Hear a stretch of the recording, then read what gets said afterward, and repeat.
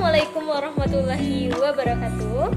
Di video kali ini saya akan memaparkan materi mengenai manajemen peserta didik dan sarana prasarana sekolah dengan mata kuliah pengelolaan pendidikan dengan dosen pengampu saya yaitu Bapak Dr. Muhammad Kristiawan MPDI.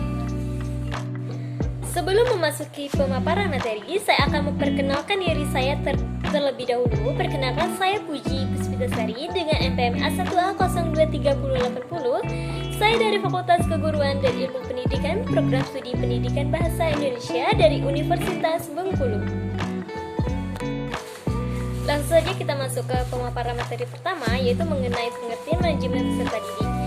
Manajemen peserta didik adalah proses perencanaan, peorganisasian, pelaksanaan, dan pengawasan yang berhubungan dengan kegiatan siswa yang bertujuan untuk membantu mereka mencapai pengembangan potensi secara optimal. Pemaparan selanjutnya itu mengenai aspek-aspek manajemen peserta didik. Ada beberapa aspek-aspek dalam manajemen peserta didik. Yang pertama itu penerima peserta didik baru. Perlunya kriteria seleksi, prosedur, pendaftaran, dan orientasi siswa baru. Yang kedua itu pembagian kelas. Kriteria pembagian kelas itu perlunya penyesuaian kelas berdasarkan kebutuhan atau kemampuannya.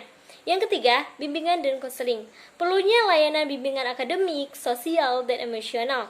Yang terakhir itu evaluasi dan penilaian. Kita perlu mengetahui metode penilaian, frekuensi ujian, dan penggunaan hasil evaluasi untuk pengembangan siswa. Pemaparan selanjutnya itu mengenai strategi manajemen peserta didik. Ada beberapa strategi dalam manajemen peserta didik. Yang pertama itu penggunaan teknologi. Perlunya integritas teknologi dalam proses belajar mengajar. Yang kedua, kegiatan ekstrakurikuler itu pilihan kegiatan, manajemen klub, dan peran dalam pengembangan soft skill. Yang terakhir itu kebijakan disiplin. Kita perlu penegakan aturan, tindakan preventif terhadap pelanggaran, dan pembinaan karakter. Pemaparan selanjutnya itu mengenai pengertian sarana dan prasarana. Ini merupakan segala fasilitas dan infrastruktur yang mendukung proses pendidikan di sekolah seperti ruang kelas, laboratorium, perpustakaan, dan lain-lainnya. Pemaparan selanjutnya itu mengenai aspek-aspek sarana dan prasarana. Ada beberapa aspek-aspeknya. Yang pertama itu perencanaan. Kita perlu identifikasi kebutuhan fasilitas, prioritas pengadaan. Yang kedua itu pengadaan. Kita perlu mengetahui proses pembelian atau pembangunan, pemilihan vendor atau pengawasan kualitas. Yang ketiga itu pemeliharaan.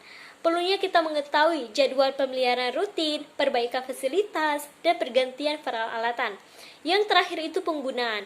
Kita juga perlu mengetahui jadwal penggunaan ruangan, efisiensi penggunaan ruang, dan kebijakan peminjaman fasilitas. Pemaparan selanjutnya itu mengenai strategi sarana dan prasarana. Yang pertama itu efisiensi energi. Kita perlu adanya inisiatif untuk mengurangi konsumsi energi seperti pemasangan lampu, hemat energi, dan penggunaan sumber daya terbarukan. Yang kedua itu penggunaan teknologi. Perlunya penerapan sistem informasi manajemen untuk pengelolaan fasilitas. Yang terakhir itu keamanan dan keselamatan. Kita perlu adanya protokol keamanan untuk mencegah kecelakaan dan menjaga keamanan siswa dan staf. Itulah pemaparan mengenai manajemen peserta didik dan sarana prasarana. Dapat saya simpulkan bahwa manajemen peserta didik dan sarana prasarana adalah dua aspek penting dalam pengelolaan sekolah yang saling terkait.